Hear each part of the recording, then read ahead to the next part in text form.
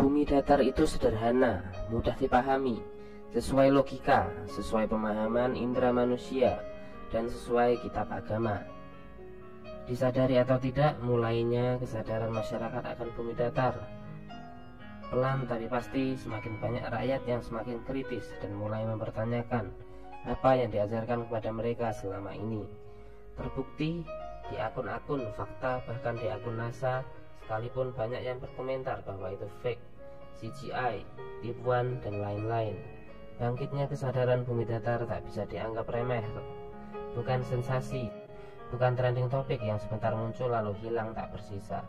Rakyat akan semakin banyak yang sadar, kekuatan people power yang masif akan terbentuk, menggugat sistem zalim penyengsara umat.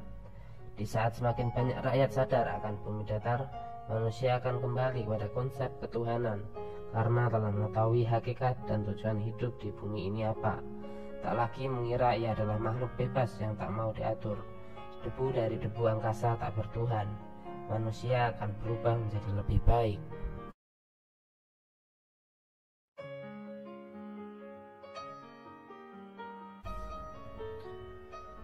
Di zaman ini masih banyak orang yang menyangka dan menyepelekan bahwa Freemason, Illuminati, Secret Society, elit satanik, dan kawan-kawannya hanya bualan, isapan jempol, dan imajinasi paranoid para konspirasi teoris saja. Tak ada pengaruhnya terhadap kehidupan mereka. Masa bodoh dengan hal-hal konspirasi, terlena dengan megahnya kehidupan dunia. Banyak yang menyalahartikan atau salah pengertian tentang apa itu konspirasi. Kebanyakan orang mempersepsikan konspirasi adalah cerita tak masuk akal yang banyak mengandung berita tidak benar yang cenderung dicocok-cocokkan dengan kenyataan. Pengertian konspirasi sebenarnya adalah sebuah persekongkolan yang melibatkan dua orang atau lebih untuk merencanakan sebuah misi kejayaan oleh sekelompok rahasia. Dan yang paling terkenal adalah rencana NWO atau New World Order atau tatanan dunia baru. Memang banyak bertebaran teori konspirasi di internet. Kita sendiri yang harus menelaah mana yang benar, mana yang ngawur. Yang benar pasti merujuk pada sumber agama, yang ngawur pasti merujuk pada ilmu sains modern. Contohnya, di dunia ini ada yang percaya konspirasi bahwa para petinggi elit dunia dirasuki dan dikendalikan oleh alien jenis reptilian. Ada konspirasi Amerika kerjasama dengan UFO atau Hollow Earth yang di dalamnya ada alien dan dinosaurus dan lain-lain. Artikelnya pun banyak dan penjelasannya detail. Beda dengan Flat Earth, semua pemaparan telah tertuang dalam kitab agama dan terbukti di alam. Sumber kita jelas dari kajian agama. Kenapa disebut konspirasi bumi datar? Karena tujuannya bukan hanya untuk mengungkap bumi itu datar, namun lebih kepada siapa saja orang jahat dengan segala propaganda dan agendanya yang bersekongkol menutupi kebenaran bahwa bumi sebenarnya datar.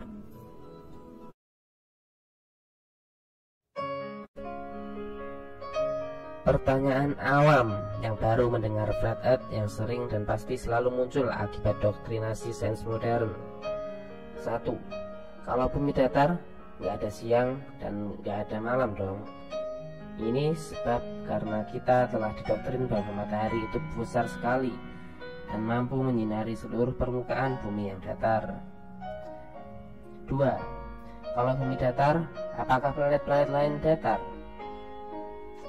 Ini sebab karena kita telah didoktrin bahwa langit itu adalah luar angkasa, padahal luar angkasa tidak ada. 3. Kalau bumi datar, ujungnya di mana? Terus airnya tumpah dong. Ini sebab karena kita selalu didoktrin bahwa bumi digambarkan ada ujungnya dan air tumpah di situ karena gravitasi.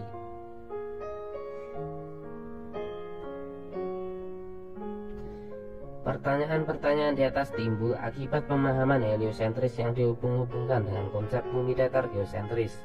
Jelas tidak nyambung.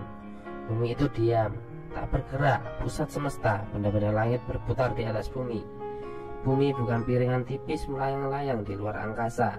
Bumi ini alas, langit sebagai atap, bumi ada di bawah kubah celestial. Di atas kubah ada samudera air.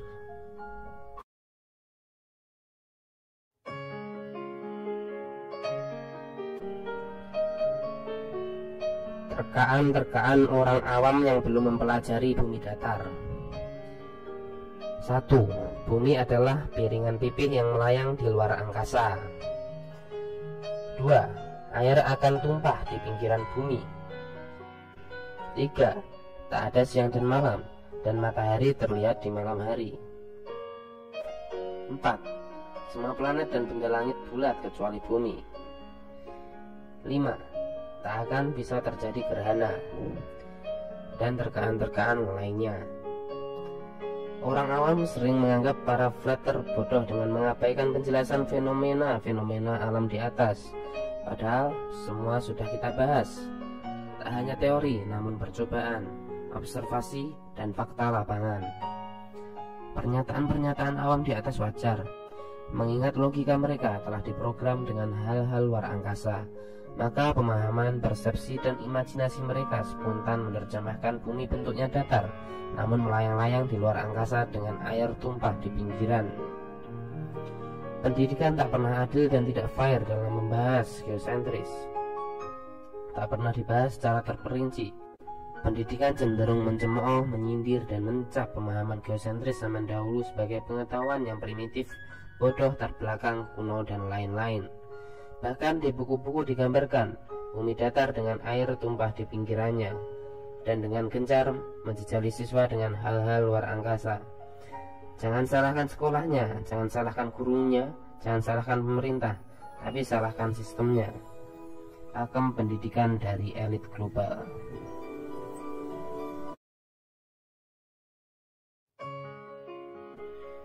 Seringkali logika orang awam yang sedari kecil diajari bumi bola dan hal-hal luar angkasa, saat mencerna logika bumi datar pasti mengira bumi itu piringan tipis yang melayang-layang di luar angkasa, dengan semua benda-benda langit berbentuk bulat kecuali bumi. Ini terdengar sangat konyol. Makanya perlu mengetahui dulu konsep semesta bumi datar dan geosentris yang benar. Logika bumi datar geosentris tak akan bisa dipahami jika masih dicampur dengan logika bumi bulat dan luar angkasanya, di mana bumi datar adalah geosentris. Bumi diam tak bergerak, pusat semesta. Benda-benda langit ditundukkan dan bergerak berputar di atas bumi. Matahari bukanlah bintang, bintangnya tetap bintang sebagai petunjuk arah dan panah api pelempar setan. Planet-planet bukanlah benda bulat padat, planet adalah bintang-bintang pengembara, di mana bintang-bintang biasa sifatnya fix pada kubah, dan bintang pengembara mempunyai jalur edar tersendiri yang unik. Sesungguhnya tak ada ciptaan yang sia-sia dan tidak berguna. Semua diciptakan untuk kebutuhan makhluk di bumi. Buat apa miliaran bintang, planet-planet lain, matahari-matahari lain, dan triliunan benda-benda luar angkasa tak berguna lainnya diciptakan di semesta maha luas tak bertuhan.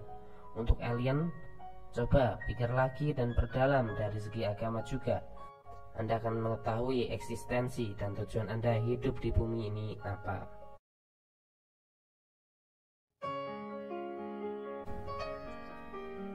Kenapa pola-pola bintang di langit selalu sama, padahal bumi dan matahari selalu bergerak dengan kecepatan supersonik? Fakta tak terbantahkan adalah rasi bintang tetap tak berubah selama ribuan tahun, digunakan sebagai petunjuk arah bagi para pelaut sejak dahulu. Padahal kata teori heliosentris yang diajarkan ke kita, semesta kita mempunyai gerak bermacam-macam.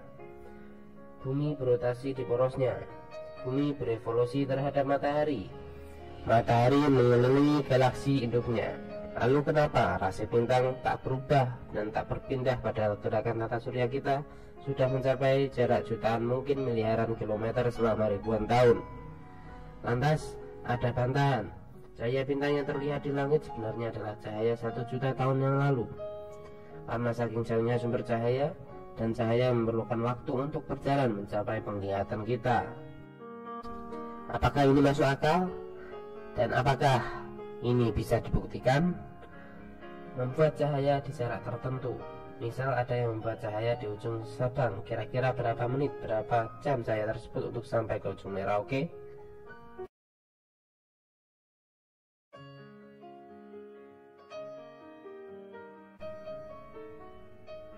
Jika di luar angkasa tidak ada atas dan bawah, kenapa kita tidak pernah melihat bintang yang bergerak cepat atau biasa disebut bintang jatuh, bergerak vertikal dari bawah horizon jika buminya bulat?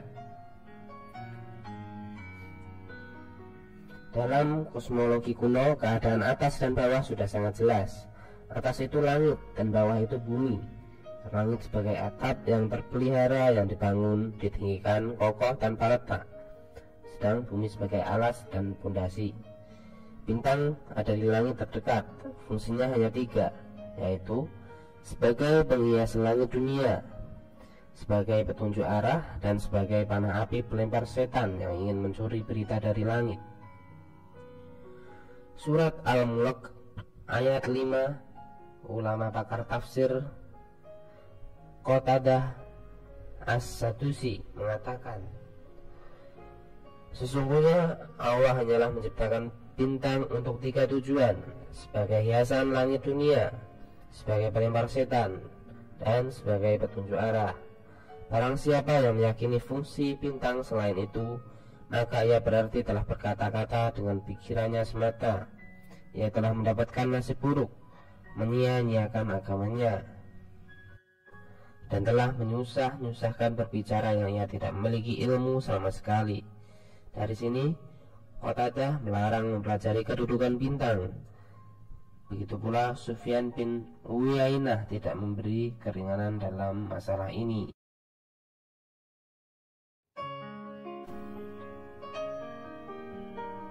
Sudah jelas kiranya apa yang ada pada kenyataan alam, apa yang kita rasakan, apa yang kita lihat, apa yang kita tangkap dengan indera kita.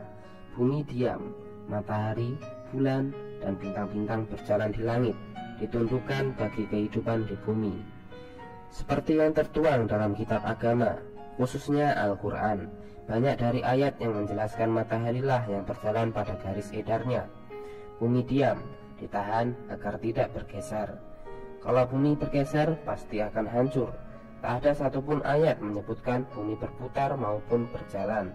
Ayat yang jelas tak perlu dicari-cari lagi celah dan takwilnya agar sesuai dengan sains modern. Sudahi sikap memaksa Al-Quran tunduk dan harus mengikuti pernyataan sains modern. Jaga kemurnian ayat dan ajarannya. Ibaratnya seperti ini. Contohnya, ayat Al-Quran tentang pengharaman seorang muslimin memakan daging babi. Ayatnya jelas, tak perlu dicari-cari celah dan takwilnya. Jelas-jelas babi itu haram. Lantas jika ada ilmuwan barat melalui penelitian sains menyatakan babi itu baik, sehat dan mengandung sejuta manfaat kesehatan bagi manusia, kemudian akankah Anda mencari-cari celah dan takwil ayatnya agar daging babi menjadi halal bagi muslim? Berarti kiblat Anda adalah ilmuwan, bukan Al-Quran. Bumi datar sesuai kenyataan alam, sesuai logika, sesuai isi kitab, sesuai dengan apa yang kita rasakan.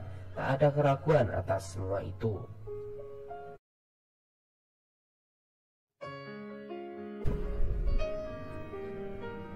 Banyak yang bertanya, bagaimana penentuan hilal menurut flat earth, sedangkan penentuan hilal sekarang menggunakan metode bumi bulat. Baik, saya bahas pertama menentukan hilal, yaitu awal bulan Ramadan, yakni dilihat berdasarkan mulai munculnya cahaya bulan sabit setelah fase bulan baru, saat bulan tidak kelihatan. Saat cahaya bulan mulai muncul, maka itulah awal bulan. Lalu perihal pernyataan penentuan hilal sekarang menggunakan metode bumi bulat, itu adalah asumsi yang keliru. Penentuan hilal murni pengamatan benda langit, dalam hal ini bulan. Jadi tak ada hubungannya dengan buminya sama sekali. Mau bumi kotak, segitiga, bulat, nggak ada pengaruhnya. Seperti halnya penentuan kalender baik Hijriyah maupun Masehi.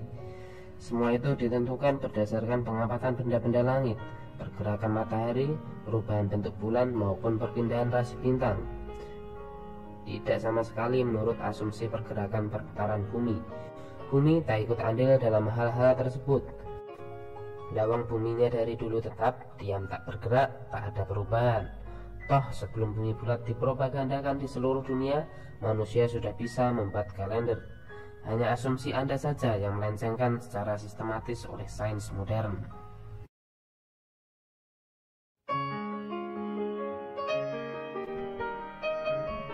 Banyak dari pemercaya bumi bola yang baru mengenal tentang flat earth bertanya tentang bumi adalah termasuk planet. Apa cuma bumi saja yang bentuknya datar, tapi planet-planet lain bentuknya bulat? Bahkan matahari dan bulan bentuknya pun bulat. Pernyataan di atas adalah buah logika keliru yang ditanamkan kepada awam tentang konsepsi bumi datar. Sejak kecil kita diajari bahwa bumi adalah bola berputar yang melayang-layang di luar angkasa mengelilingi matahari. Ini adalah konsep heliosentris, di mana yang paling banyak dipercaya orang zaman sekarang.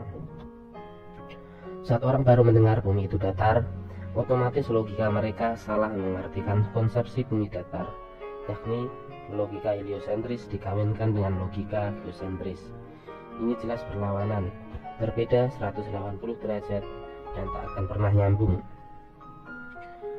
Bumi bukanlah piringan tipis melayang-layang di luar angkasa. Luar angkasa tak pernah ada. Langit kokoh 7 lapis. Bumi bukan planet. Bumi adalah satu kesatuan utuh yang menjadi base atau dasar dan titik pusat semesta. Bumi diam, tak bergerak, fix. Benda-benda langitnya yang bergerak di atas bumi. Matahari, bulan, dan bintang-bintang masing-masing berjalan pada garis edarnya. Lalu pertanyaannya, bentuk planet lain seperti apa? Apa datar juga? Dalam konsep geosentris bumi datar, planet-planet bukanlah bola batu padat yang bisa dikunjungi oleh spacecraft atau seperti yang ada di film-film science fiction. Tuhan menciptakan 3 jenis benda di langit, yakni matahari, bulan, dan bintang. Nah, yang disebut planet oleh sains modern sebenarnya adalah bintang yang mempunyai jalur edar unik tersendiri. Beda dengan bintang lain yang seolah statis dan menempel pada kubah. Dari zaman dahulu, manusia sudah mengetahui soal planet ini. Mereka menyebutnya dengan sebutan bintang pengembara atau wandering star. Kesimpulannya, bumi bukan planet, bumi adalah realm atau alam. Seperti halnya ada alam jin, alam akhirat, alam barzakh, dan lain-lain. Planet-planet adalah bintang pengembara. Bintang adalah bintang, dan matahari di tata surya lain. Jika ingin tahu bentuk planet dan bintang yang sebenarnya melalui teleskop, silahkan cari di YouTube Real Star from Telescope.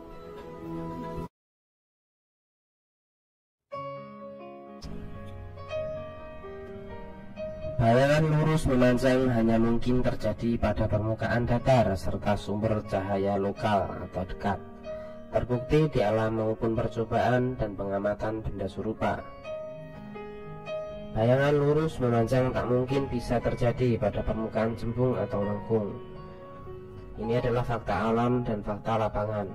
Apalagi jika cahayanya berasal dari 150 juta kilometer. Tak mungkin ada yang berhasil membuat bayangan seperti di atas pada permukaan cembung. Dari pengamatan di atas dapat kita ketahui bahwa laut adalah datar, seluas pandangan mata maupun selebar penghamparannya.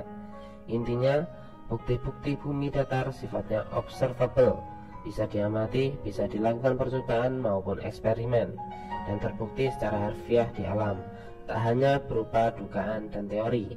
Asal Anda mau lebih mengamati alam untuk melihat tanda-tanda kebesarannya bagi orang-orang yang berpikir.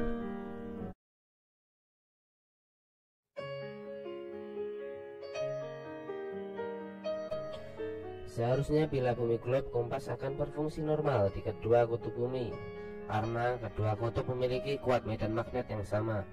Ujung jarum utara kompas akan ditarik oleh medan magnet kutub utara. Ujung jarum selatan kompas akan ditarik medan magnet kutub selatan. Tapi fakta alam bukan teori atau sekedar opini. Semakin jauh kompas dari kutub utara, kompas tidak akan berfungsi di kutub selatan. Sekarang kita bahas dari segi bumi datar. Kutub utara adalah titik tengah lingkaran bumi di mana medan magnetnya sangat kuat sehingga mampu menarik jarum kompas selalu menghadap utara. Semakin ke pinggir dan semakin jauh ke lingkaran luar wilayah Antartika, kuat medan magnet akan berkurang dan membuat kompas tak berfungsi lagi. Mana yang lebih masuk akal bagi Anda?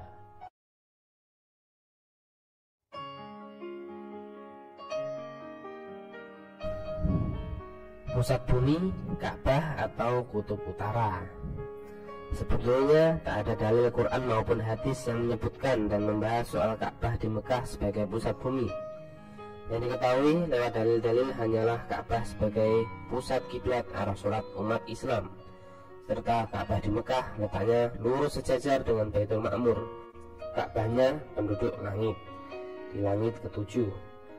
Dan pula tak ada yang mengatakan bahwa kutub utara adalah pusat bumi. Kutub utara adalah sebagai poros atau aksis atau titik tengah terhadap perputaran benda-benda langit, dengan bintang utara sebagai penandanya, karena hanya bintang utara saja yang letaknya tetap diam, tak ikut berputar dan beredar seperti benda-benda langit lainnya. Semua astronom kuno tahu akan hal itu. Mereka selama ribuan tahun telah hafal pergerakan dan periode masing-masing pergerakan benda langit, bukan pergerakan bumi. Objeknya selalu langit yang bergerak, bukan buminya. Dan setelah saya mencari-cari dalil dan artikel soal Ka'bah sebagai pusat bumi, dan saya tak menemukan satupun kecuali artikel-artikel soal ilmuwan mengklaim secara sains dan Neil Armstrong membuktikan bumi menggantung dan lain-lain. Cenderung pembahasannya tak nyambung dan dibuat-buat.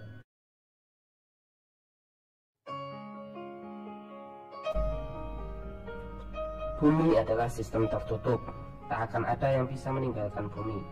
Bumi telah diciptakan oleh Tuhan dengan sedemikian rupa, mampu mencukupi dirinya sendiri dengan berbagai siklus dan keseimbangan alamnya. Tumbuhan yang diletakkan di dalam kaca dan terdapat air dapat tumbuh dengan baik. Begitu juga bumi, siklus airlah yang menyebabkan kehidupan dan keseimbangan alam terjaga. Jadi tak mungkin manusia keluar dari bumi, ke bulan, ke Mars, ataupun ke galaksi lain seperti di film-film Hollywood. Manusia lahir, hidup, mati, dan dibangkitkan di bumi. Kata salah satu mempercaya globe, kalau bumi ada kubahnya, kita tidak bisa bernapas dong karena udara tertutup. Pertanyaan sejenis di atas adalah pertanyaan spontan dari hasil pemahaman, pendapat, dan penyimpulan pikirannya sendiri, tanpa mencari tahu dahulu. Intinya, tak ada yang namanya percaya bumi datar atau percaya bumi bola. Yang ada, Anda mau belajar dan mencari kebenaran atau tidak. Kalau sudah banyak belajar dan riset namun masih percaya bumi bola, ya sudah, itu hak Anda. Tak ada pengaruhnya juga buat kami. Tak perlu terlalu terobsesi dengan mendebat para flatter, saling adu ego, dan akhirnya saling balas-membalas dengan kata-kata kasar.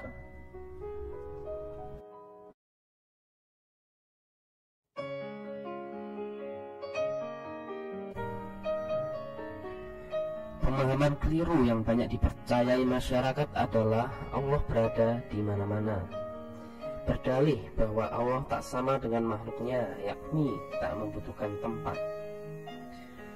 Hal ini juga timbul dan diperparah akibat ketidakjelasan konsep semesta yang dikaburkan oleh paham heliosentrisme, di mana letak atas bawah dalam bumi bola amat ambigu dan relatif.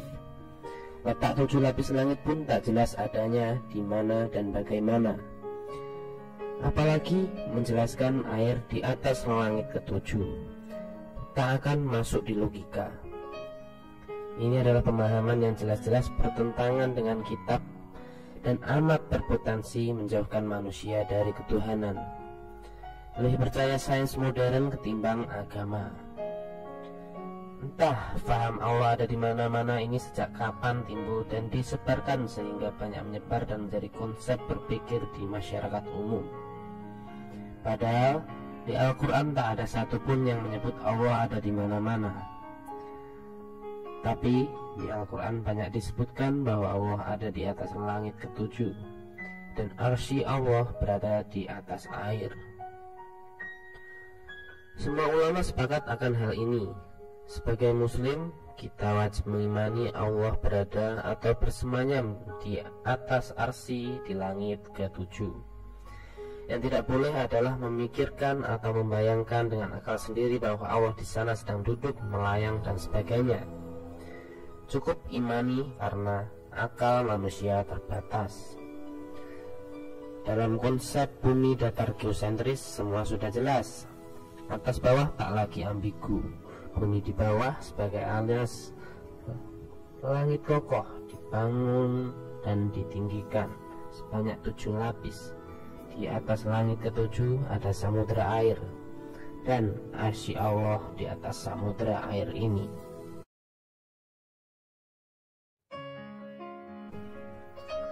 Apa benar Galileo dibunuh pihak gereja karena membuktikan bumi bulat? Setidaknya itulah informasi yang diajarkan ke dunia lewat buku-buku sejarah secara umum, menyiratkan bahwa agama itu korup dan saintis adalah pahlawan, padahal yang terjadi sebaliknya. Silakan cek pada buku The Genesis of Science. Pada awalnya, otoritas agama sangat mendukung dan memberi kesempatan bagi Galileo untuk membuktikan teorinya melalui metode stellar parallax. Stellar parallax adalah mana posisi berbeda orbit bumi menyebabkan bintang-bintang muncul untuk bergerak relatif terhadap bintang yang jauh. Stellar parallax diukur dengan menggunakan tahunan parallax. Namun, Galileo gagal membuktikan stellar parallax 6 bulan berikutnya. Rasi bintang tidak berubah, artinya buminya diam, tidak berputar mengelilingi matahari. Galileo marah dan menyerang Paus Urban VIII lewat buku Dialogue Concerning the Two Chief World System. Jadi sebenarnya dia dihukum karena memberontakkan politik, bukan masalah sains. Dan Galileo tidak dibunuh, tapi dihukum di rumah tahanan Arceti dekat Florence sampai ia wafat karena penyakit yang ia derita. Disinilah kepungan sains modern dimulai. Teori heliosentrik diajarkan di sekolah-sekolah Eropa sejak abad 16, meski sebenarnya belum terbukti. Bahkan ketika itu belum ada teori gravitasi. Ini merupakan trik Eropa abad pencerahan untuk lepas dari otoritas keagamaan.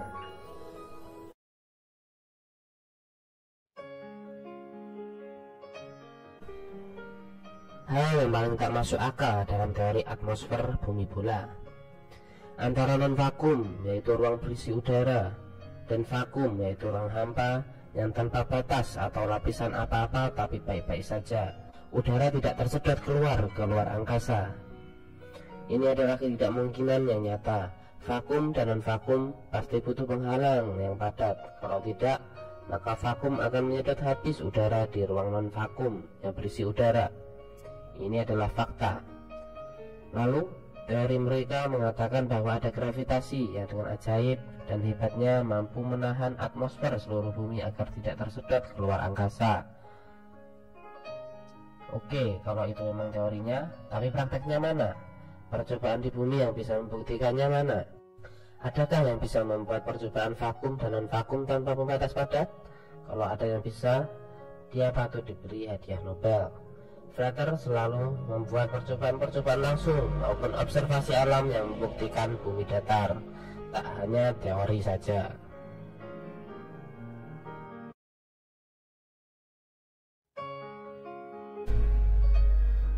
Semua berawal dari kekuatan khayal bernama gravitasi.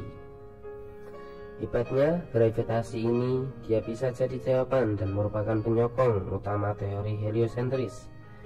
Hal-hal yang sebenarnya membuat bumi pura tak masuk akal seolah jadi masuk akal, dan kita sejak kecil manggut-manggut saja tak pernah bertanya, kenapa kita tidak terlempar dan bisa menempel di bola berputar padahal ada gaya sentrifugal?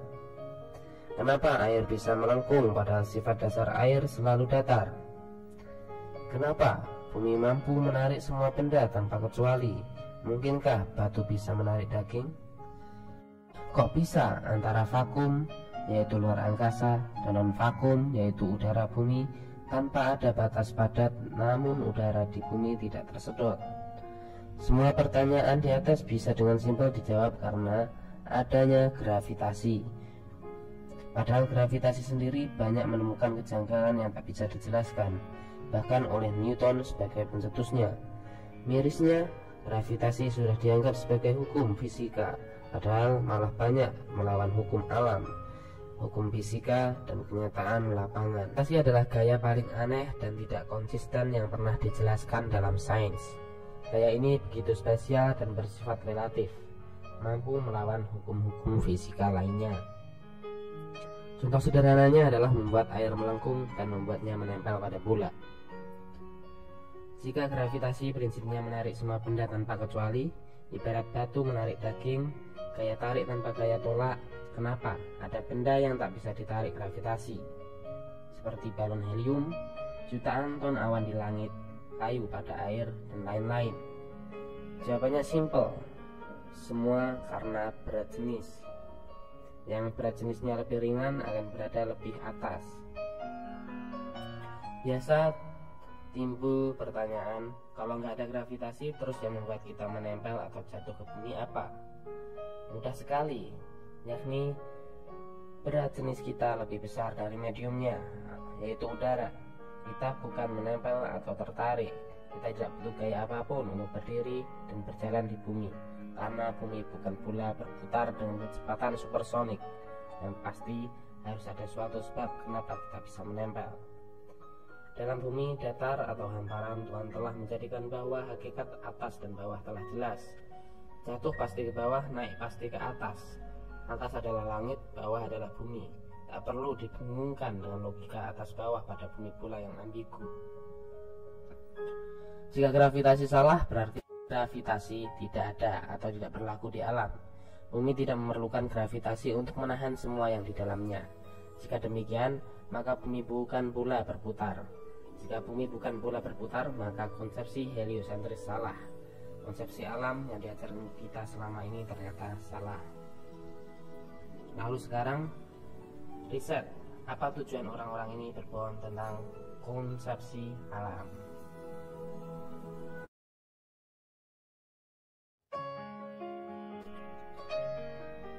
Para saintis mengklaim peredaran satelit acak dan mempunyai garis edarnya masing-masing, dan secara ajaib tak pernah bertabrakan. Ilustrasi atom antara proton dan neutron yang dikelilingi oleh elektron juga jalurnya acak. Tapi yang unik, kenapa jalur pada solar system kata mereka stay flat, yaitu teratur dan datar? Jawaban mereka adalah gravitasi, gaya super ajaib dan serbaguna untuk menjelaskan fenomena-fenomena alam. Ini adalah manfaat gravitasi. Air menempel pada bola berputar tanpa terlempar dan mempengaruhi gaya sentrifugal. Mampu menahan atmosfer bumi antara ruang vakum dan non-vakum tanpa lapisan padat. Mampu menarik semua benda di bumi tanpa kecuali, tapi balon helium bisa terbang, dan sebagainya. Begitu banyak kejanggalan teori sains modern jika Anda mau mencerna dan melihat realita alam.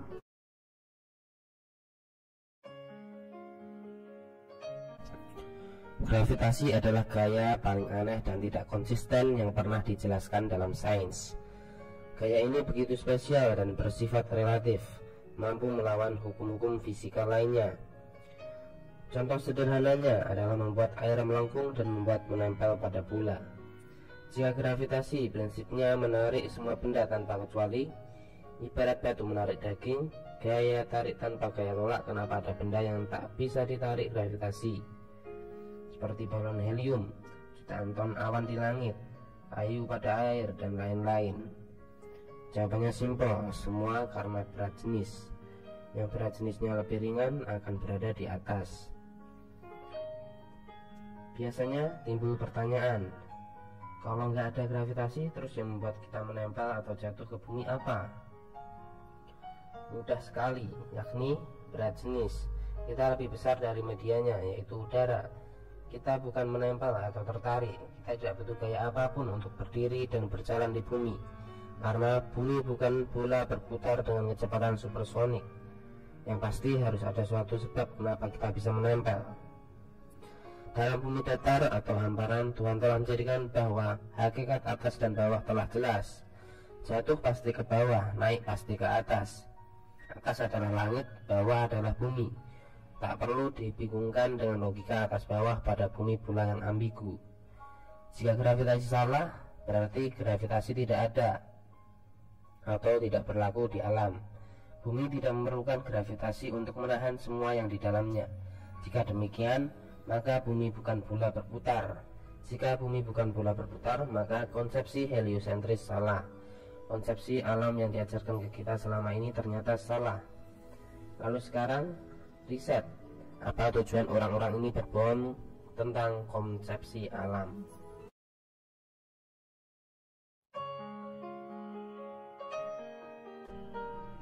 Katanya kita sedang berputar, tapi tak ada satupun orang yang bisa melihat dan merasakannya.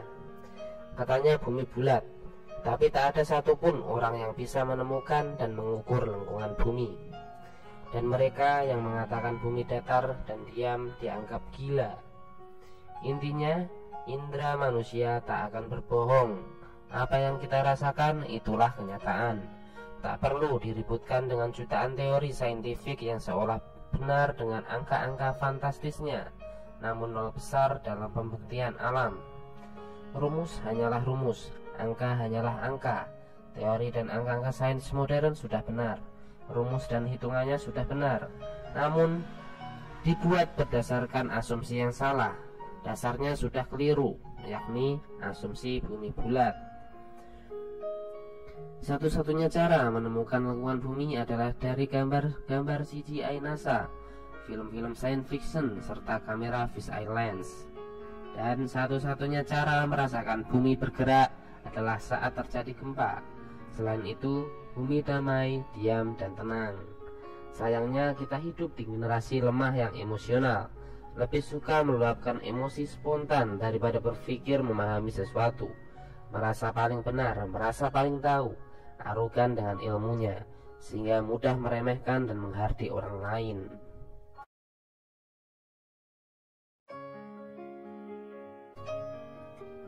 Langit, hal yang penuh misteri bagi yang hanya mempelajarinya lewat sains. Karena banyak pertanyaan-pertanyaan yang tidak mampu dijawab oleh sains karena keterbatasan akal manusia.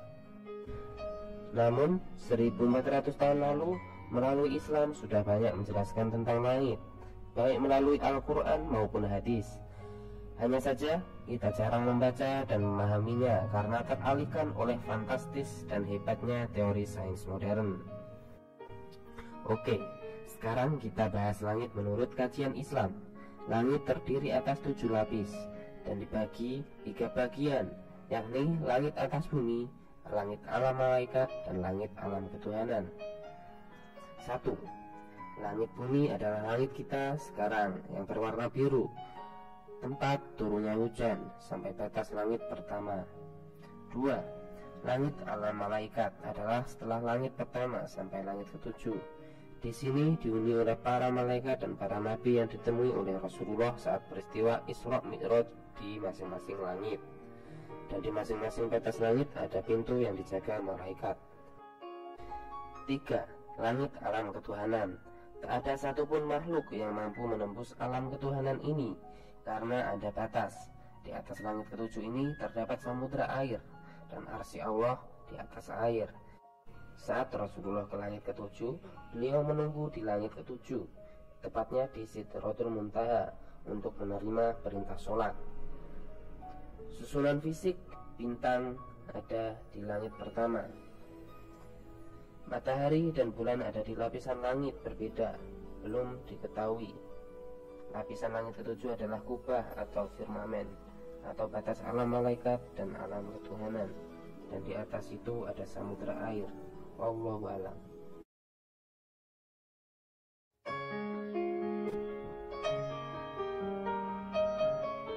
Bagaimanakah gerhana bulan terjadi di bumi datar? Pertama, kita lihat dulu proses gerhana yang diajarkan kepada kita sejak kecil. Kita selalu diperlihatkan gambar dan animasi gerhana tanpa memperhatikan aspek paling penting, yakni skala. Tak pernah ada gambaran tata surya yang digambarkan sesuai seskala. Kita hanya diperlihatkan angka-angka fantastis dan langsung percaya. Apa benar bayangan bumi bisa sejauh itu sampai ke bulan. Sekarang begini, mungkin ada yang mampu membuat percobaan dengan skala yang lebih kecil. Diameter bumi 12.756 km, diameter bulan 3.474 km, jarak bumi dan bulan 380.000 km. Buatlah skala 1:1000. Buat lingkaran dari kertas atau bola untuk bumi berukuran 12,5 cm, bulan 3,4 cm, taruh di jarak 380 cm. Lihat, apakah bayangan bumi bisa mencapai bulan, atau bayangannya sudah mulai kabur atau ngeblur di jarak tersebut. Apalagi ini jarak sebenarnya 380.000 km. Bayangan masih bisa fokus mengecil. Soal gerhana di bumi datar, kita belum bisa mengklaim apakah kami benar atau salah, karena masih diteliti oleh ahli dan pakar-pakar flat earth di dunia. Pernyataan bisa berubah kapan saja karena kebenaran bersifat dinamis, akan berubah bila ditemukan fakta-fakta baru. Gerhana bulan pada bumi datar jelas bukan disebabkan karena bayangan bumi. Kita tahu langit terdiri dari 7 lapis, dan kita belum tahu pasti bulan di lapisan langit keberapa. Kalau bintang di lapisan langit pertama atau terdekat, nah, benda-benda langit apa saja yang beredar di bawah bulan itu juga masih belum diketahui. Bisa saja salah satunya ada yang menyebabkan bulan tertutup benda celestial tersebut, sehingga terjadi gerhana bulan. Kembali lagi, pengetahuan dan akal manusia memang terbatas, namun kadang ilmuwan sains modern dengan yakin dan sombongnya mengklaim mengetahui segalanya soal semesta, menanamkan mindset semua harus saintifik dan ilmiah, karena iman saja tak cukup.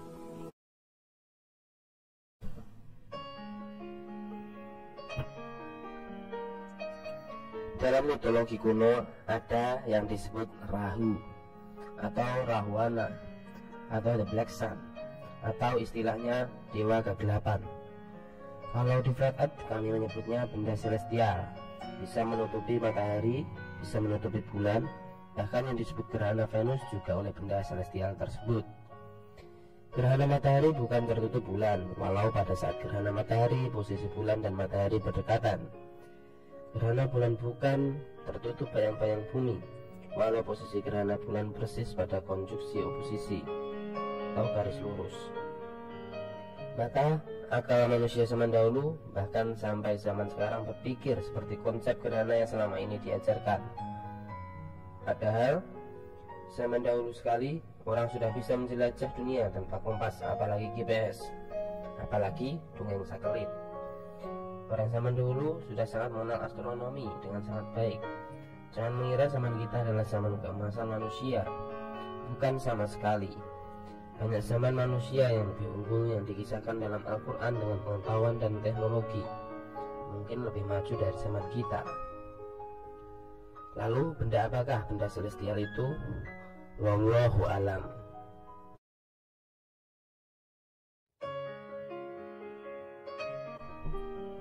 Jika dalam teori yang diajarkan, sebab pasang surut air laut adalah akibat gravitasi bulan, tapi yang selalu kita lihat, air dalam gelas maupun dalam galon di rumah tak berkemih sedikit pun. Air tetap tenang, tak ada air tiba-tiba terbang dari gelas karena tertarik gravitasi bulan di malam hari.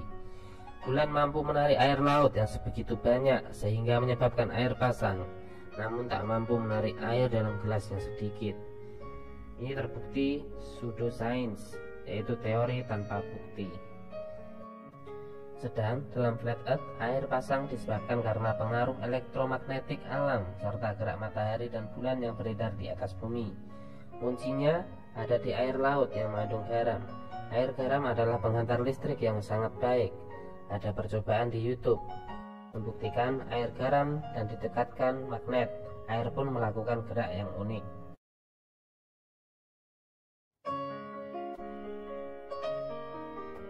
Isra Mi'raj adalah perjalanan malam hari Rasulullah Nabi Muhammad Shallallahu Alaihi Wasallam dari Masjidil Haram di Mekah ke Masjidil Aqsa di Yerusalem, Palestina.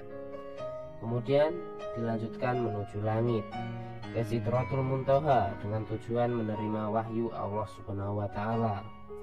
Dan saat itu pula lah Nabi mengetahui 7 lapis langit, serta jaraknya yang masing-masing adalah 500 tahun perjalanan unta. Jika dihitung, 500 tahun perjalanan unta sama dengan 9 juta kilometer. Jarak langit pertama sampai ke 7, jadi 9 kali 7 sama dengan 63 juta kilometer. Wallahu a'lam. Kata teori heliosentris, jarak bumi dan matahari 150 juta kilometer. Apakah ini pertanda kalau langit ke-7 di bawah matahari? Berarti langit ke-7 di bawah matahari. Apakah seperti itu pemikiran bagi orang-orang pemercaya bumi bola? Dan saat ada yang membahas di mana batas langit pertama menggunakan logika heliosentris, pasti jawabannya ambigu dan tak jelas. Jawabannya jauh sekali tak diketahui, karena batas semesta jagat raya tak diketahui, yaitu semesta tanpa batas. Jika hitungan menurut hadis hasilnya segitu, lantas bagaimana dengan jarak langit pertama di heliosentris, yang antara satu bintang dengan bintang lainnya amat fantastis, triliunan tahun cahaya?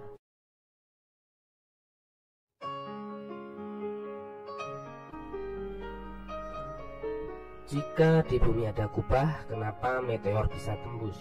Bukankah banyak bukti-bukti meteor jatuh?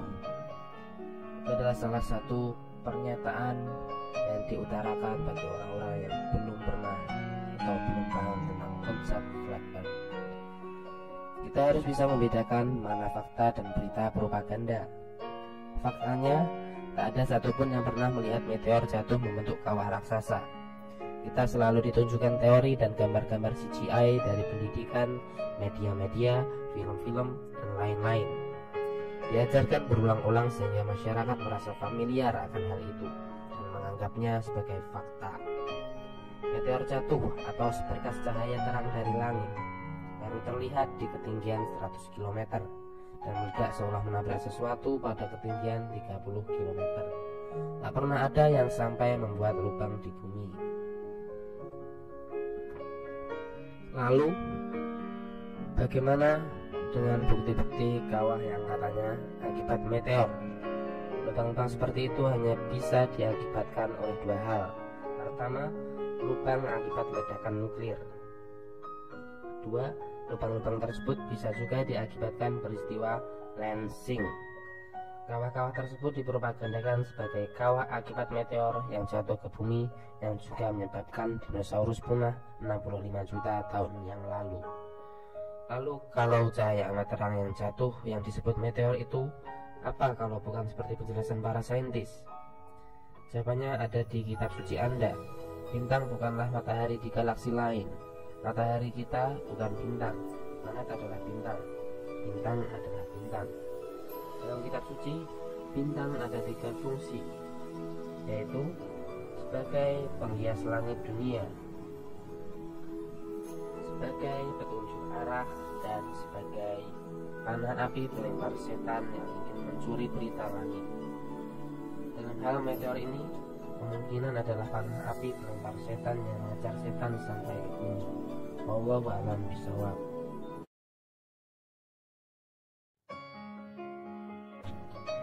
Bukti dan fakta alam bahwa sinar matahari bersifat lokal. Sebelumnya, kita bahas dulu keganjilan bumi bulan. 1. Jika sinar matahari penuh menyinari separuh bumi, kenapa antara pagi, siang, dan sore ada perubahan suhu secara bertahap? 2. Jika sinar matahari penuh menyinari separuh bumi, kenapa di bumi semakin ke utara atau semakin ke selatan suhu semakin rendah? Padahal kutub utara dan selatan sama-sama dapat sinar matahari merata. Seharusnya panasnya juga merata. 3. Sunset maupun sunrise akan terlihat seluruh garis horizon tersinari merata seperti tali putih lurus sepanjang horizon.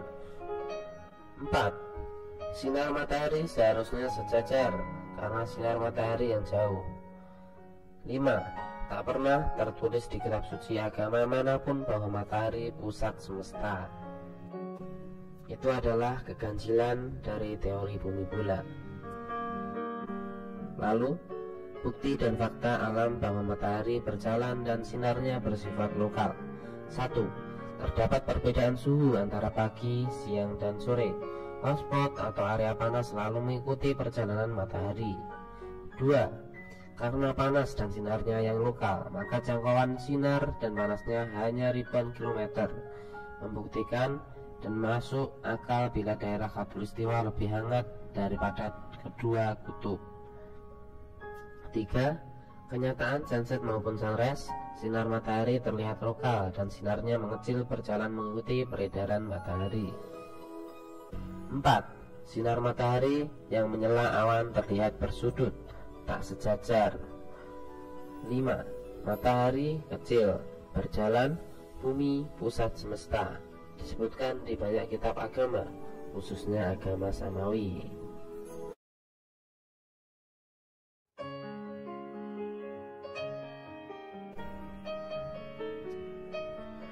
Cahaya mempunyai batas. Dalam ilmu sains modern kita diajarkan bahwa cahaya tak memiliki batas. Sampai berjarak triliunan tahun cahaya pun, cahaya masih bisa sampai dan terlihat dari bumi. Itu persepsi mereka. Padahal cahaya sendiri memiliki batas.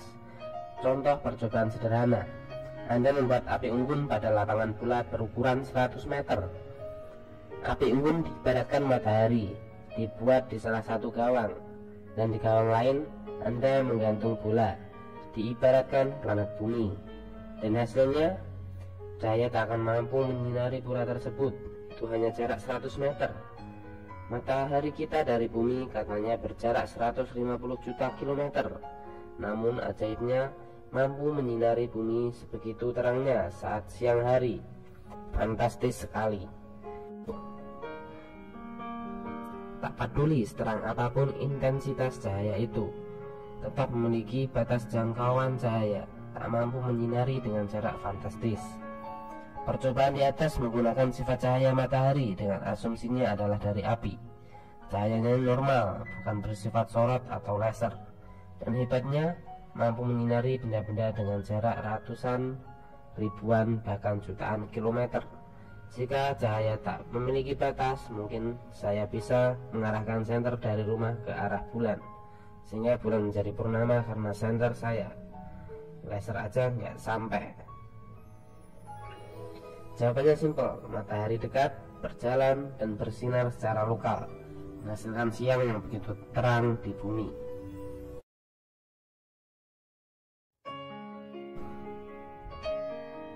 Apakah matahari berputar mengelilingi bumi? Dohiriyah dalil-dalil syar'i menetapkan bahwa mataharilah yang berputar mengelilingi bumi, dan dengan perputarannya itulah menyebabkan terjadinya pergantian siang dan malam di permukaan bumi. Tidak ada hak bagi kita untuk melewati dohirnya dalil-dalil ini kecuali dengan dalil yang lebih kuat dari hal itu yang memberi peluang bagi kita untuk menakwilkan dari dohirnya. Di antara dalil-dalil yang menunjukkan bahwa matahari berputar mengelilingi bumi sehingga terjadi pergantian siang dan malam adalah sebagai berikut. 1. Allah Subhanahu wa Ta'ala berfirman tentang Ibrahim akan hujahnya terhadap yang membantahnya tentang Rob. Sesungguhnya Allah menerbitkan matahari dari timur, maka terbitkanlah dia dari barat. Quran Surat Al-Baqarah ayat 258. Maka keadaan matahari yang didatangkan dari timur merupakan dalil yang dhahir bahwa matahari berputar mengelilingi bumi. Kemudian ada suatu hadis dari Abu Dzar bahwa pada suatu hari Nabi SAW pernah bersabda, "Tahukah kalian kemanakah matahari ini pergi?" Mereka berkata, "Allah dan Rasulnya lebih mengetahui."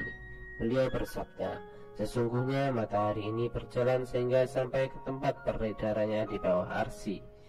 Lalu dia bersujud. Dia tetap selalu seperti itu sehingga dikatakan kepadanya, bangunlah, kembalilah seperti semula engkau datang. Maka dia pun kembali dan terbit dari tempat terbitnya." Perkataan Tuhan, "Kembalilah dari arah kamu datang." Lalu dia terbit dari tempat terbitnya. Sangatlah jelas sekali bahwa dia yaitu matahari, itulah yang berputar mengelilingi bumi. Dengan perputarannya itu terjadi terbit dan terbenam.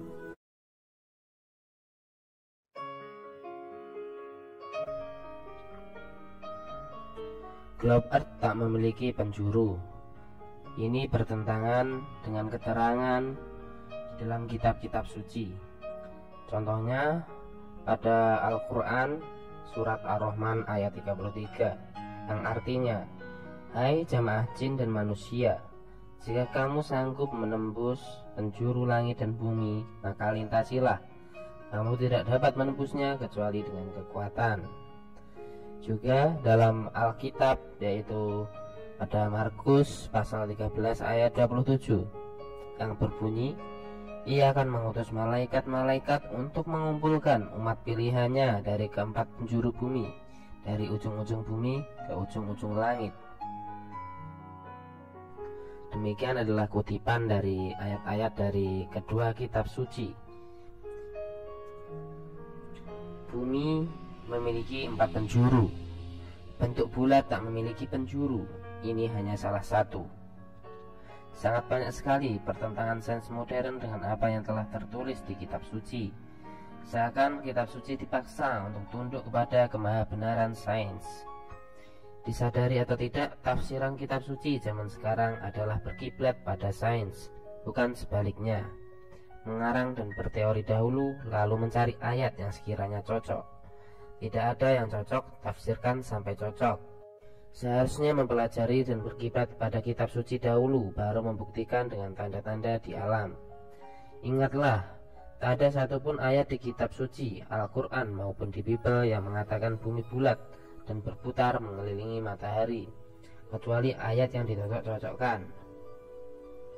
Contohnya tafsir telur unta, ayat Big Bang yang dulu langit dan bumi suatu yang padu, ayat siang dan malam yang digulung lantas disimpulkan bahwa bumi bulat. Di Bible juga ada pernyataan yang intinya Tuhan berada di atas bulatan bumi, padahal ayat aslinya berbunyi circle alias lingkaran. Namun kebanyakan dari mereka mengabaikan dan menolak, seakan tutup mata dengan ayat-ayat lain, dituduh salah tafsir. Matahari, bulan, dan bintang ditundukkan dan berjalan. Bumi hamparan, diratakan, dibentangkan, diluaskan. Langit adalah atap yang kokoh, samudra di atas langit ketujuh. Bumi dan langit masing-masing 7 lapis. Bumi memiliki penjuru dan banyak lagi gambaran semesta geosentris lainnya.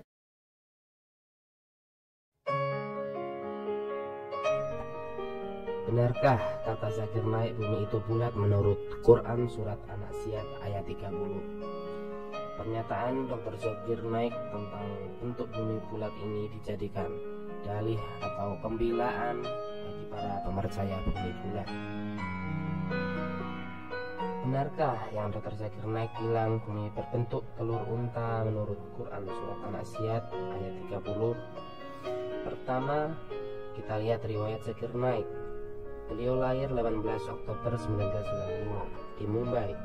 Waktu itu, beliau adalah seorang pembicara umum Muslim India dan penulis keislaman dan perbandingan agama.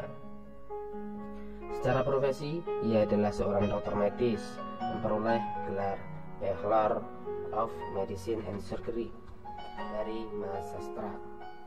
Tapi sejak 1991 ia telah menjadi seorang ulama yang terlibat dalam dakwah Islam. Dari backgroundnya, Zakir Naik bukanlah seorang Arab, sehingga banyak ulama-ulama Arab yang menentang tafsiran bumi bulat Zakir Naik. Sebetulnya beliau belum pernah mempelajari bumi datar, karena memang bukan bidangnya. Beliau selama ini mengambil referensi dari tafsir Quran sains modern, di mana Al-Quran dihubungkan dengan teori Big Bang, bumi bulat, heliosentrisme, dan lain-lain. Tujuannya bagus untuk mengkaji kebenaran Al-Quran dan menggerakkan jamaahnya untuk menjadi mu'alaf. Memang mungkin saat ini akan sulit berdakwah dengan menjelaskan bumi datar, karena orang-orang masih banyak yang percaya dan familiar terhadap bumi bulat. Jangankan Zakir Naik, Orang-orang paling cerdas, pendakwah, ustadz-ustadz, bahkan sebagian ulama banyak yang mengatakan bumi bulat. Kenapa? Karena bumi bulat sudah menjadi belief system diajarkan ke seluruh dunia sejak 500 tahun terakhir. Intinya, orang yang tak percaya bumi datar ialah ia yang belum mempelajari sama sekali maupun yang sudah mempelajari namun akal dan logikanya sulit menerima akibat indoktrinasi yang terlanjur menancap kuat di otak. Soal An-Nazi'at ayat 30. Benarkah untuk telur unta? Dahaha. Arti yang benar di Al-Quran adalah dihamparkannya. Namun banyak artikel di Google yang merubah arti menjadi telur burung unta. Ada yang menyatakan bahwa arti lain dari dahaha adalah telur burung unta. Namun arti sebenarnya bukan menggambarkan bentuk bumi, namun lebih kepada kata kerja, yakni Allah meratakan bumi dengan sebaik-baiknya demi kehidupan makhluknya. Bagaimana burung unta meratakan sarangnya dengan hati-hati sebelum meletakkan telurnya. Namun secara kata arti dari daha yang benar adalah dihamparkannya. Itu adalah firman Allah yang menjadi petunjuk bagi seluruh manusia.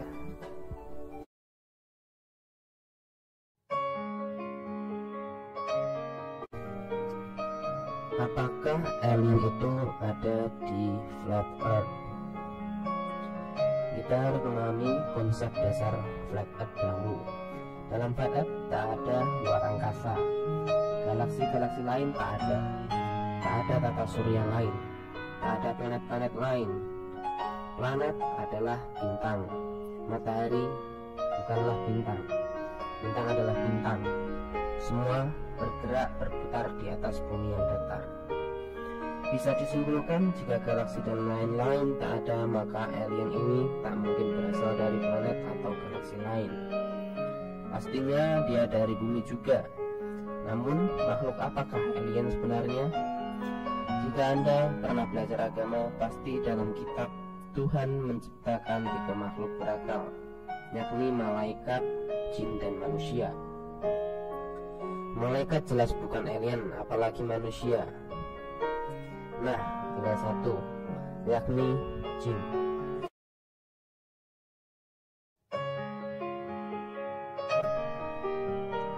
Sampai hari ini tak ada seorang pun yang menemukan fosil kerangka utuh dinosaurus. Oleh karena itu, bermacam spesies dinosaurus adalah imajinasi saintis. Sebelum tahun 1800-an, tak ada seorang pun yang tahu dan mendengar apa itu dinosaurus, dan tak seorang pun menemukan fosil dinosaurus. Monster prasejarah yang dipamerkan di museum hanya buatan manusia. Kelak aslinya hanya boleh dilihat oleh grup paleontologi khusus. Industri dinosaurus hanya propaganda, diciptakan untuk mendukung teori evolusi Darwin.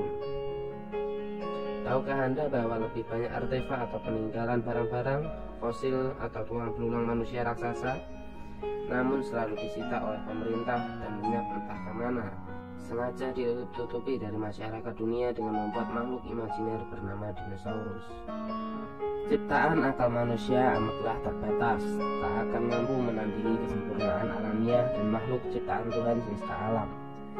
Dinosaurus hanya rekonstruksi imajinatif para saintis. Bentuk, warna, dan ukurannya pun tak pernah konsisten sejak dahulu, tergantung estetika dan bakat seni si pembuat. Tulang belulang dinosaurus di museum hanya replika, rakaan, dan rekonstruksi menurut imajinasi saintis. Tak pernah ada ditemukan fosil dinosaurus utuh. Apakah ini sebab dinosaurus sudah jadi minyak bumi semua? Ini malah ngawur. Manusia menggali minyak bumi sampai kedalaman 12 km. Faktanya, tak mungkin ada fosil di kedalaman tersebut. Dan lagi, penambangan minyak bumi tak hanya di daratan, namun juga di lautan. Dinosaurus mati di laut, jadi minyak bumi. Mungkin dulu kita percaya dan iya saja, mengangguk tanpa pernah bertanya. Tak sadar, ada propaganda elit yang ditanamkan ke kita saat logika kita masih lemah. Mereka membuat ilusi supply dan demand, membuat kelangkaan palsu seolah minyak bumi bisa habis karena berasal dari fosil dinosaurus yang terbatas. Akibatnya, dalam kurun waktu tertentu akan selalu ada kenaikan. Kantong mereka pun makin tebal. Perekonomian rakyat makin terhimpit, tergerus roda globalisasi.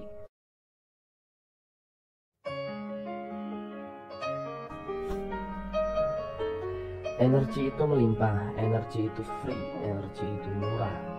Bumi memiliki berbagai macam energi tak terbatas yang mampu menjalankan mesin di seluruh dunia tanpa kecuali.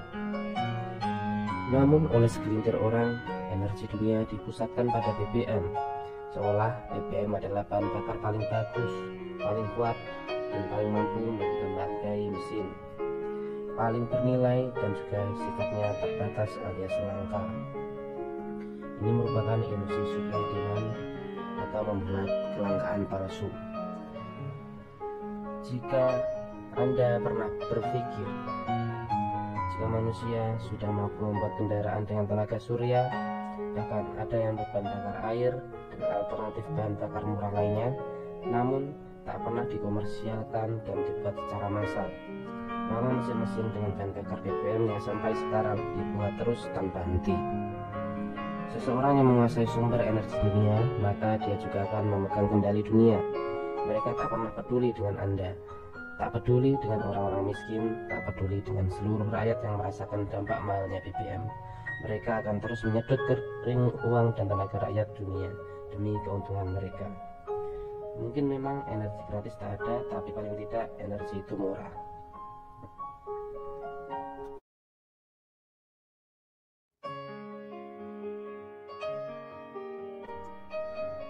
Menurut Stephen Hawking, secara teori, bumi akan hancur dalam waktu 100 tahun lagi. Maka dari itu, ahli fisikawan tersebut menyarankan umat manusia harus segera mencari planet baru jika tidak ingin musnah. Pernyataan tersebut sangat berlawanan dengan kitab suci Al-Quran. Mereka mengklaim bahwa manusia untuk menghindari mati maka harus mencari planet lain. Dan sudah seperti Tuhan saja tahu 100 tahun lagi bumi akan hancur. Namun sesungguhnya manusia tak bisa pergi kemana-mana. Sesuai dengan Quran surat nomor 7 ayat 25, Allah berfirman, di bumi itu kamu hidup dan di bumi itu kamu mati, dan dari bumi itu pula kamu akan dibangkitkan. Juga surat nomor 71 ayat 17-18, dan Allah menumbuhkan kamu dari tanah dengan sebaik-baiknya. Kemudian dia mengembalikan kamu ke dalam tanah dan mengeluarkan kamu daripadanya pada hari kiamat dengan sebenar-benarnya. Itu adalah dua pernyataan dari ayat-ayat Al-Quran.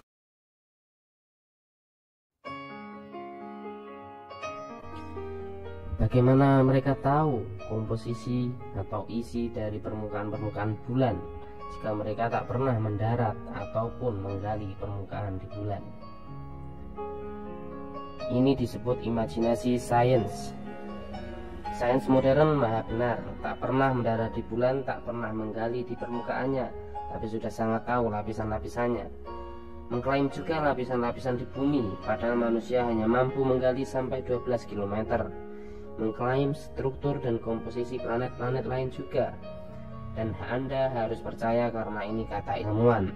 Kalau tidak percaya berarti Anda bodoh.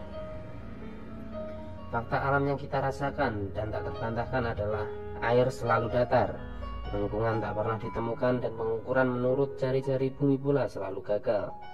Bumi katanya berputar, namun tak ada di dunia ini yang merasakan gerakan bumi. Kita tidak perlu gravitasi untuk tinggal di bumi. Gravitasi hanya dibutuhkan sebagai pendukung teori bumi pula, agar membuat masuk akal segala sesuatu tanpa kecuali dapat melekat pada bola berputar.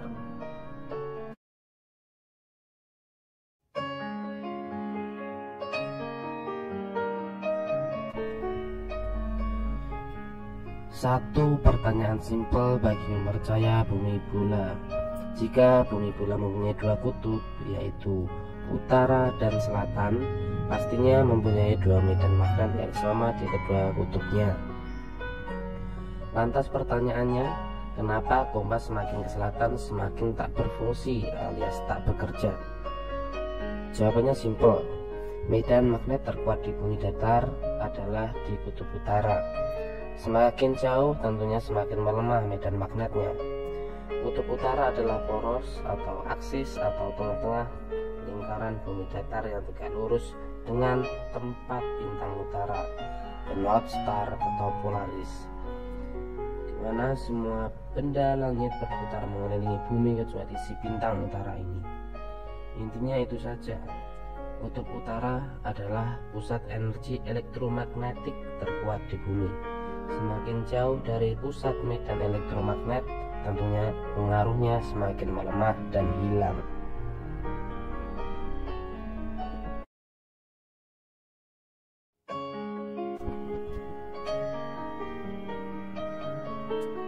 Masih banyak yang belum tahu apa dan siapa sebenarnya elit global yang sering disebut oleh para flatter yang menjadi tujuan utama pembahasan bumi datar.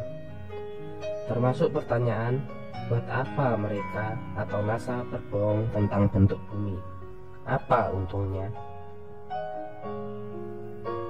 Kita sering mendengar kata elit global. Pasti selama ini banyak pertanyaan tentang apa itu elit global. Apa yang ada di dalamnya, siapa mereka, bagaimana cara mereka bekerja. Hal-hal tersebut pasti muncul dari pikiran orang-orang yang kritis dan peka terhadap kehidupan sekitarnya. Elit global sangat kuat kaitannya dengan sistem salim yang selama ini kita percayai dengan sistem yang maha benar. Elit global terdiri dari dua kata, yaitu elit dan global. Elit diartikan sebagai kelompok kecil orang-orang yang terpandang atau berderajat tinggi, kaum bangsawan, cendekiawan, dan sebagainya. Global dalam bidang sosiologi artinya meliputi seluruh dunia atau berarti secara umum, keseluruhan, secara bulat, dan secara garis besar dalam bidang geografi. Jadi dapat diambil kesimpulan bahwa elit global adalah sekelompok orang-orang tertentu yang memiliki kekuasaan terhadap dunia. Mereka adalah orang-orang yang sangat kaya, posisinya di puncak struktur sosial yang terpenting, yaitu posisi tinggi di dalam ekonomi, pemerintahan, aparat kemiliteran, politik, agama, pengajaran, dan pekerjaan-pekerjaan dinas. Para bangsawan-bangsawan juga disebut sebagai elit seperti raja, raden, atau lain sebagainya. Apakah Anda pernah berpikir bahwa elit global itu mendikte kehidupan kita? Jawabannya ya, karena merekalah yang menguasai dunia ini dengan sistem yang mereka buat.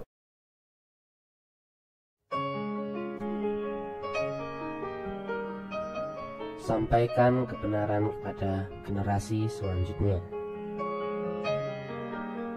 Pertanyaan yang sering ditanyakan oleh guru serta orang tua yang sudah mempercayai atau sadar akan kebenaran bumi datar, yakni kira-kira bagaimana kita mengajarkan ke anak didik kita dengan adanya fakta bumi datar ini di saat pelajaran sekolah mengatakan teori bumi bulat. Trik indoktrinasi sains modern menyasar anak-anak di saat logika mereka belum mampu untuk mencerna, memikirkan maupun menanyakan apa yang diajarkan kepada mereka. Dari kecil, setiap anak dibombardir dengan logika fallacy atau logika keliru. Bumi bulat, luar angkasa, dan lain-lain dimuat dalam pelajaran sekolah, buku-buku, kartun, dan film, hampir di semua media, sehingga mindset anak-anak sudah terbiasa dengan hal tersebut, sehingga menganggapnya fakta. Lantas terbawa sampai dewasa, hingga menjadi kepercayaan mutlak karena telah menancap kuat dalam benak mereka. Kalau ada penjelasan fakta baru, otomatis otak mereka langsung menolak mentah-mentah. Hanya sedikit yang mampu menerima dengan logika dan intelijensinya. Sekarang, bagaimana kita sebagai guru maupun orang tua mencegah dan mengatasi hal di atas? Yakni dengan mengajarkan dan menanamkan mindset bahwa pendidikan bukan hanya di sekolah. Ilmu itu luas. Apa yang diajarkan belum tentu benar karena hanya merupakan buah pikiran manusia. Jelaskan bahwa sumber paling benar adalah kitab agama. Bila ada teori yang berlawanan dengan agama, maka teori tersebut patut dipertanyakan. Bukan isi dalam kitab yang dipaksa mengikutinya. Jelaskan pelan-pelan dengan bahasa mudah dimengerti anak-anak. Bahwasanya pelajaran sekolah memang wajib dipelajari untuk mendapatkan nilai agar lulus. Namun, jangan jadikan itu sebagai keyakinan mutlak. Untuk para guru, mungkin bisa dijelaskan di depan dasar-dasar bumi datar saat ada tambahan waktu di kelas.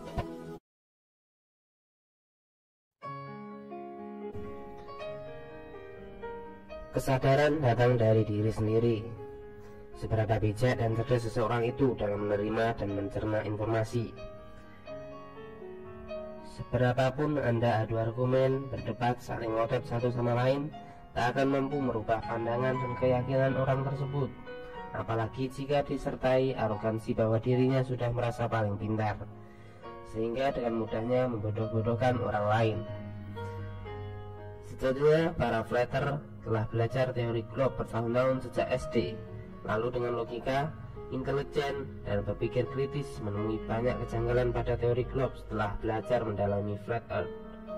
Jadi dijelaskan 1000 teori GE ke kita adalah useless karena kita sudah tahu semuanya. Sedangkan para glober hanya belajar teori globe, langsung percaya dengan teori dan pembuktian orang tanpa analisis maupun mencari tahu sendiri, dan dengan arogannya tanpa mau belajar sama sekali tentang flat earth menyimpulkan bahwa FE itu salah. Tak layak seseorang membantah tanpa mempelajari terlebih dahulu, menyimpulkan semaunya tanpa memahami. Intinya, selalu hindari debat, suruh dia belajar dasar-dasar flat earth, browsing maupun lihat Flat Earth 101 di YouTube. Kalau tidak mau dan ngayalannya ini itu, ya sudah, abaikan. Dijamin hidup kita tenang sentosa.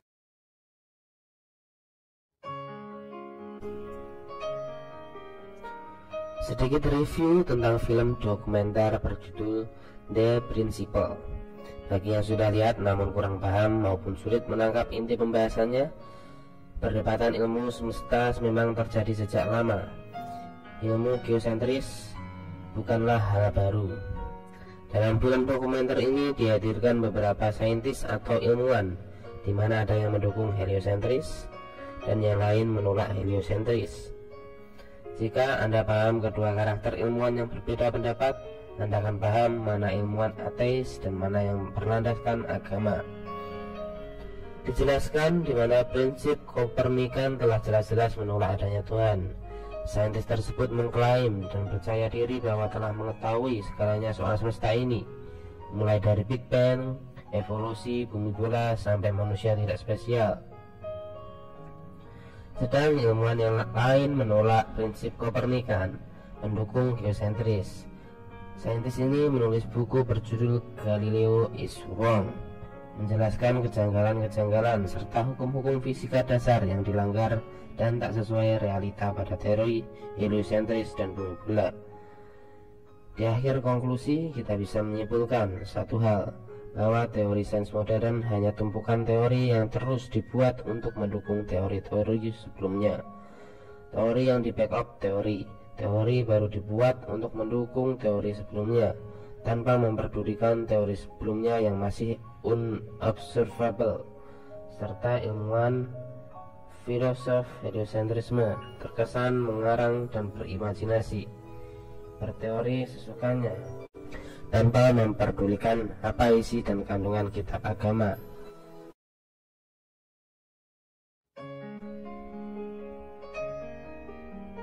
Apakah Anda masih belum percaya bahwa sains modern diciptakan bukan untuk menjauhkan manusia dari ketuhanan?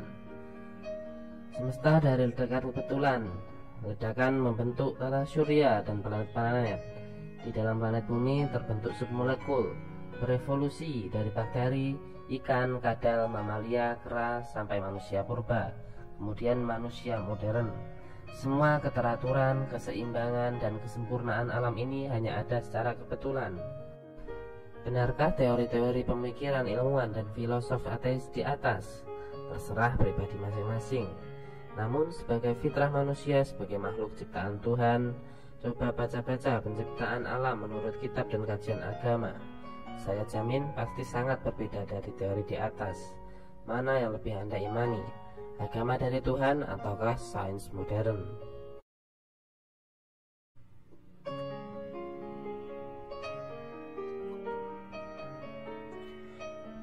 Dari dulu antara sains dan agama tak pernah bisa disatukan, karena dalam sains modern isinya akan selalu berlawanan dengan agama. Banyak yang lebih percaya dengan fakta-fakta yang diungkapkan oleh sains modern. Cerita-cerita dan penjabaran-penjabaran dalam kitab agama pun menjadi ambigu, abu-abu, dan semakin tidak jelas bila dicocokkan dengan penjabaran sains modern. Sehingga banyak orang yang menganggap penjabaran dalam kitab agama hanya kiasan, khayalan, dan dongeng. Sulit diterima akal karena tak sesuai fakta sains modern. Tafsir kitab agama masa kini patokannya adalah sains modern. Mencari dan mendapatkan teori dulu, baru mencari salah satu ayat dalam kitab untuk mencocok-cocokkannya. Kalau tidak ada yang cocok, cari tafsir turunannya, ubah maknanya sampai cocok. Apa ini tidak terbalik? Seharusnya mengkaji kitab agama dulu, baru bisa membuat teori.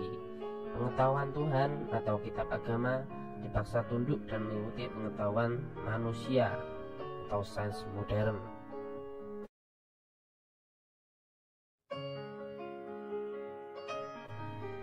Kenapa ada sebutan arogansi sains modern?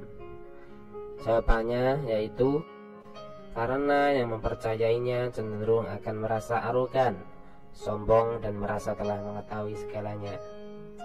Memang sangat sulit melepaskan diri dari jeratan arogansi sains modern, di mana dogma-dogma dengan kata saintifik dan ilmiahnya seakan bersifat maha benar, mengalahkan kebenaran firman Tuhan dalam kitab, mengklaim penciptaan alam dari ketidaksengajaan hingga menghasilkan kecerdasan sempurna.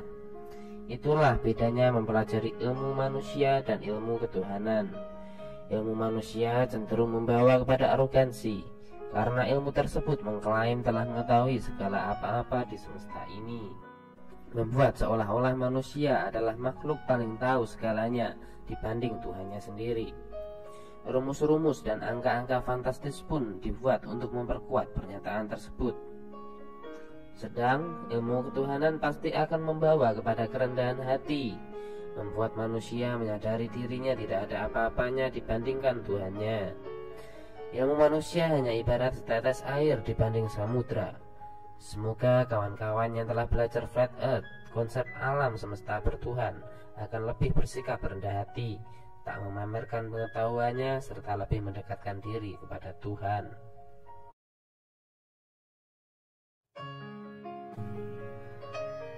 Sains modern adalah rentetan asumsi yang dibangun di atas asumsi-asumsi sebelumnya. Pembuktian alam yang mendukung bumi pula dan heliosentrisme tak pernah bisa diobservasi, diuji, dilihat, ditiru, dan divalidasikan dengan metode saintifik. Ini adalah jelas kepercayaan tak bertuhan.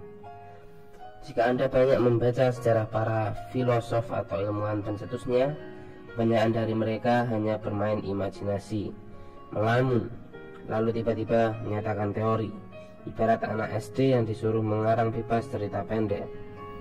Tak ada dasar sama sekali, hanya asumsi, buah pikiran pribadi didasarkan unsur kehidupan material. Sama sekali tak mengindahkan pernyataan atau petunjuk dalam kitab. Nothing become everything. Dari tak ada apa-apa menjadi segalanya, semua terjadi begitu saja secara kebetulan.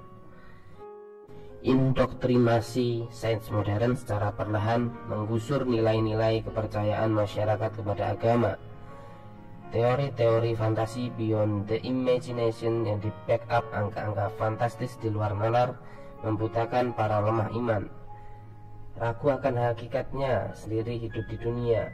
Akhirnya hidup hanya berdasar pada material atau duniawi.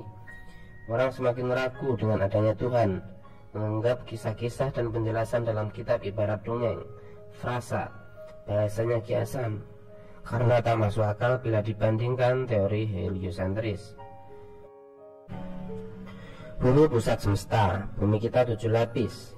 Langit juga 7 lapis, di atas langit ketujuh ada air. Jika pernyataan di kitab di atas ini terdengar sangat tidak masuk akal buat Anda, maka pertebal saja iman Anda dan banyak-banyak baca kitab. Fitnah akhir zaman bertebaran, membuat banyak orang di malam harinya dia beriman, lantas di pagi hari dia menjadi kafir.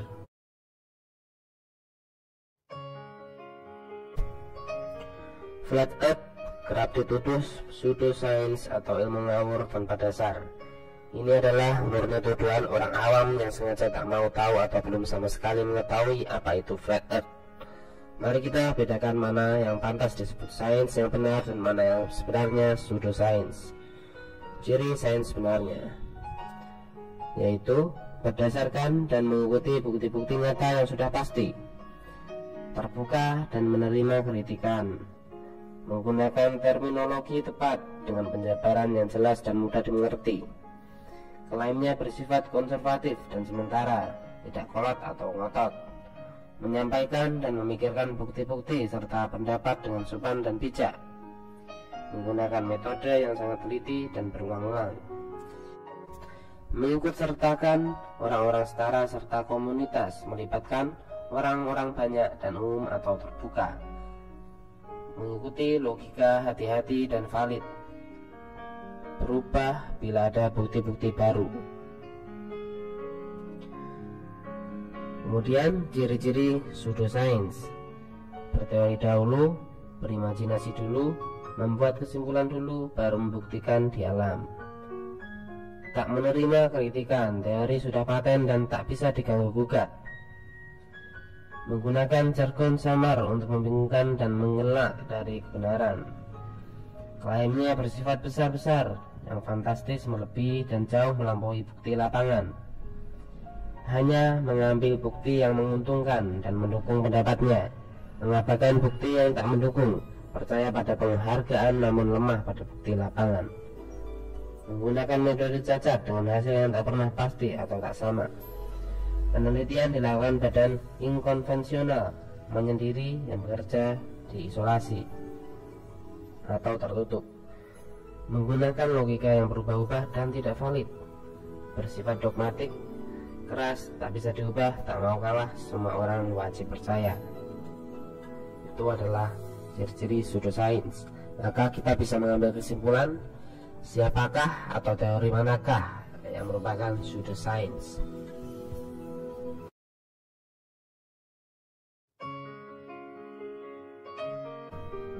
Kesadaran bumi datar berawal dari kerangka berpikir bahwa sadar akan adanya kebohongan. Kalau tidak rusak, kenapa mesti diperbaiki?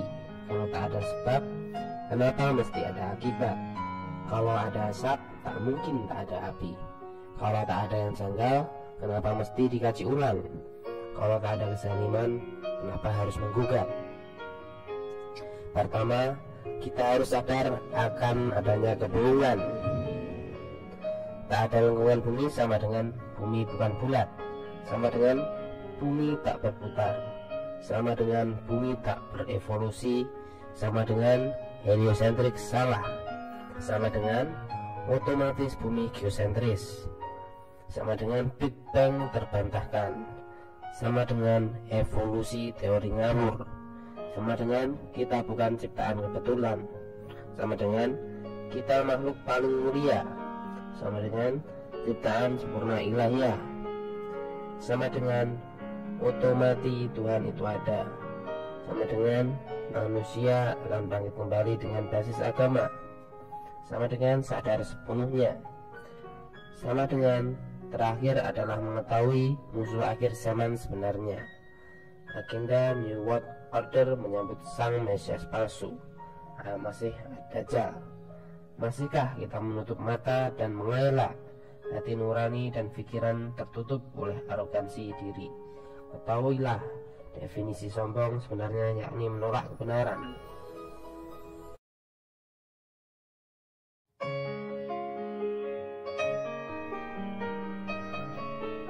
Penelitian bertahun-tahun menghabiskan dana miliaran sampai triliunan dolar, lantas dengan enaknya bilang Mars tak layak huni karena mengandung racun.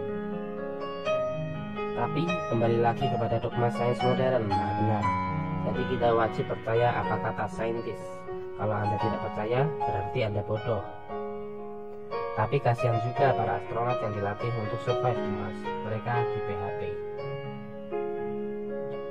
Ini belum proyek-proyek luar angkasa lainnya, termasuk bisnis satelit. Udah untung banyak, kabur. Itu mudahnya organisasi besar mengeluarkan pernyataan apapun yang dengan mudah bisa dipercaya oleh khalayak umum. Sains modern ibarat agama baru di akhir zaman ini. Satu agama yang amat dipercaya sebagian besar umat manusia di dunia. Bedanya agama ini tak ada tuntunan etika dan sikap. Salah satu tujuan MWO yakni menyatukan seluruh agama-agama di dunia. Pengetahuan dan ilmu dibatasi. Anda tak boleh tahu tentang hal yang lebih. Anda hanya boleh tahu dengan ilmu yang diajarkan oleh mereka saja. Kalau Anda banyak mengetahui hal yang lebih itu, siap-siaplah dianggap aneh, bodoh, gila, kebanyakan konspirasi dan sebagainya.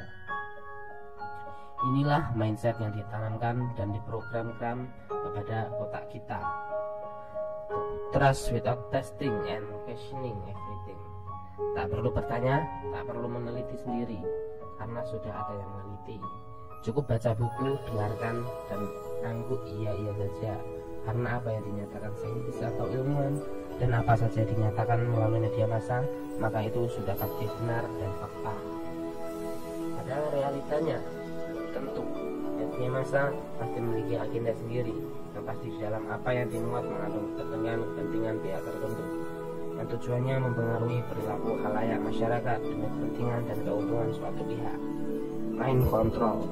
Anda tak sadar bahwa Anda telah dikendalikan. Mental slavery, memperbudak secara mental, memainkan secara psikis. Yang baik dengan seketika bisa diceritakan amat buruk, yang buruk dengan seketika bisa dicitrakan amat baik.